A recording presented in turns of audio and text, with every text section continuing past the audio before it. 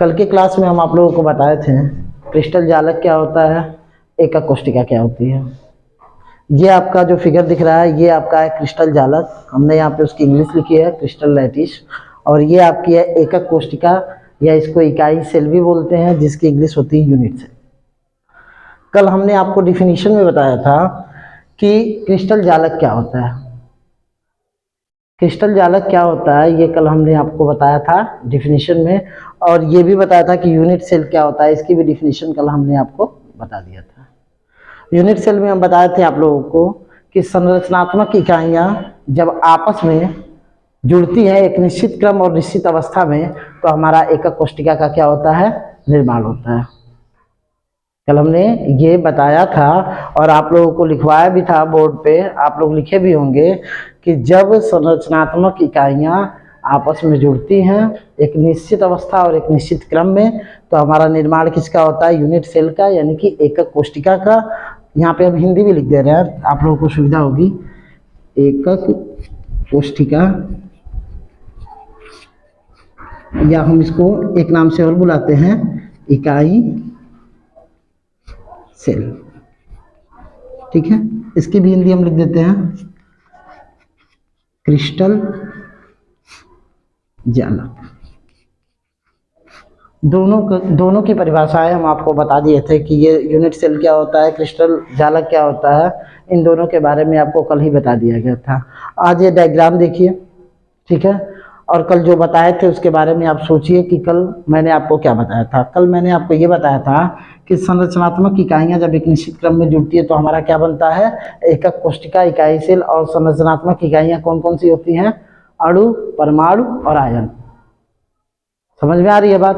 फिर हमने आपको बताया था क्रिस्टल जालक में कि 3D में, 3 डायमेंशन में, ठीक है ना, अनंत बिंदु, अनंत बिंदुओं से मतलब क्या है, अनंत बिंदुओं का मतलब क्या है, अनंत बिंदुओं का मतलब है कि परमाणु, परमाणु, अणु और आयन जो है, ठीक है ना, वो निश्चित नहीं है कि इतने ही होंगे, अनंत हो सकते हैं। अगर आप इसको चाहे तो और भी बढ़ा सकते हैं।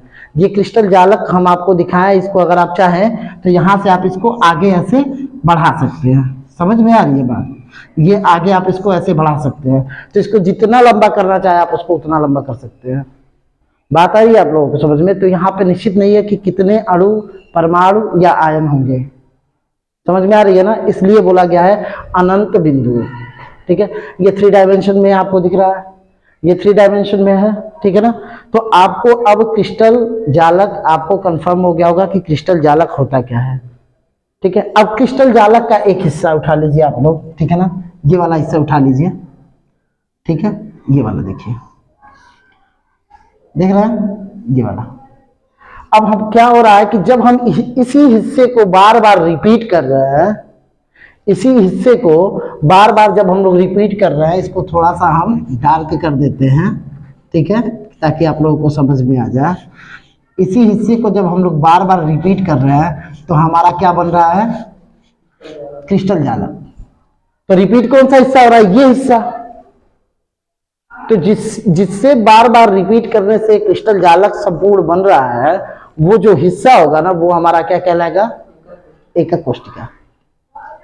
अब आप लोगों को समझ में आया क्रिस्टल जालक क्या होता है, एकक कोष्टिका क्या होता है। कोई कंफ्यूजन हो तो पूछ लीजिए, किसी को अगर कंफ्यूजन हो यहाँ पे तो आप पूछ सकते हैं कि क्रिस्टल जालक क्या होता है और एकक कोष्टिका क्या होती है। कल एक और बात हमने आपको बताया था समझाने के लिए कि मान लीजिए कोई दीवार है ईंट की, ठीक है, ये कोई दीवार है जो ईंटों से मिलकर बनी हुई है, ठीक है। एक बार फिर से बता दे रहे हैं, बोर मत होइएगा आप लोग, क्योंकि अगर आप चीज़ों को समझेंगे नहीं तो आगे जाके आपको दिक्कत होगी, ठीक है। ये दीवार है, ये ईंट की बनी हुई है। तो एक ईंट है जिसको नियमित क्रम और नियमित अवस्था में बार बार हम रख रहे हैं, तो पूरे दीवार का निर्माण हो रहा है, ठीक है। तो ये जो ईंट होगी, ठीक है ना, हम उसको कह सकते हैं कि ये हमारी एकक कोष्टिका है। और ईंट का शेप आप लोग ऐसे मत समझ लीजिएगा कि ईंट जो होता है 2 डायमेंशन में होता है, ईंट का शेप भी इस प्रकार का होता है। तो ये भी 3 डायमेंशन में ही होता है। यहां तक सबको क्लियर है। अब एक बहुत छोटी सी चीज आपको पढ़नी है, उसके बाद ये डायग्राम कैसे बनाते हैं हम आप लोगों को बता देंगे। ये डायग्राम कैसे बनाते हैं आप लोग अगर बनाने जाएंगे तो आप लोगों को थोड़ी सी असुविधा हो सकती है, लेकिन एक बार सीख जाएंगे तो फिर आसानी से आप लोग बना लेंगे। समझ में आ रही है बात? तो अब कह रहा है, अब अगली हेडिंग आपको पढ़नी है कि एकक कोष्टिका लिख लीजिए आप लोग। एकक कोष्टिका के पैरामीटर, ठीक है ना। एकक कोष्टिका के पैरामीटर, ये आप लोग हेडिंग दे दीजिएगा।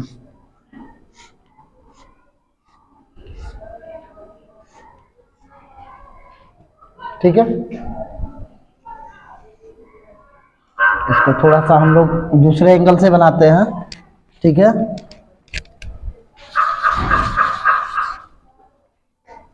देखिएगा ध्यानपूर्वक।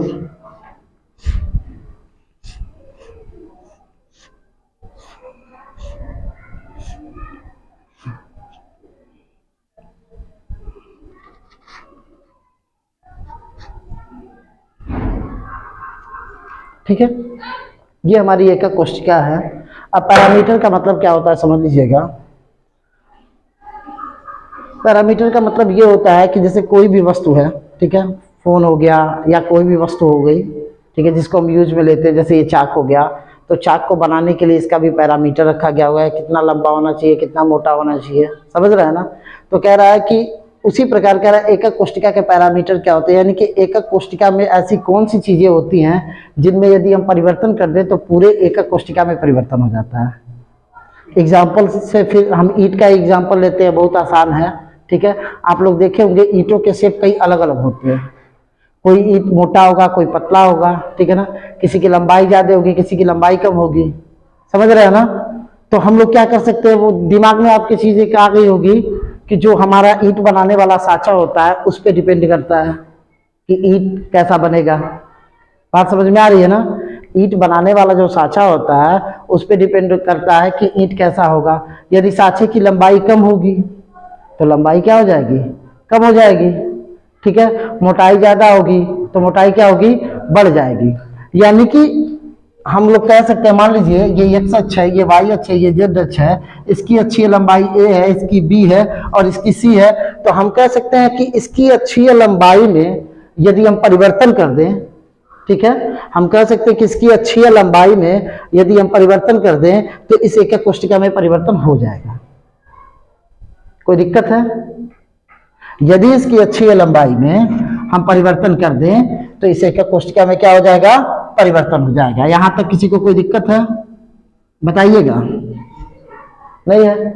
अब देखिए अक्षीय लंबाई x अक्ष पर अक्षीय लंबाई क्या है, a है, ठीक है, y अक्ष पर अक्षीय लंबाई क्या है, b है, और z अक्ष पर अक्षीय लंबाई क्या है आपकी, c है। तो यदि किसी भी अक्ष पर, ठीक है ना, इनकी अक्षीय लंबाई में परिवर्तन कर दिया जाए तो इस एकक कोष्टिका का जो रूप है वो चेंज हो जाएगा। यदि a को कम कर दिया जाए तो कैसा होगा, ये इसका शेप अलग हो जाएगा कि नहीं हो जाएगा, जैसा अभी दिख रहा है वैसा दिखेगा, नहीं दिखेगा ना, बिल्कुल अलग दिखेगा। a बदलिए, b बदलिए, c बदलिए, कोई भी बदलेंगे तो इसका शेप क्या हो जाएगा, चेंज हो जाएगा। तो पैरामीटर में पहला है कि हम अक्षीय लंबाइयों में यदि परिवर्तन कर दें तो एकक कोष्टिका में क्या हो जाता है, परिवर्तन हो जाता है। दूसरा है अगर अक्षीय कोणों में परिवर्तन कर दे, तो अक्षीय कोण हम लोग मान लेते हैं अल्फा, बीटा, गामा।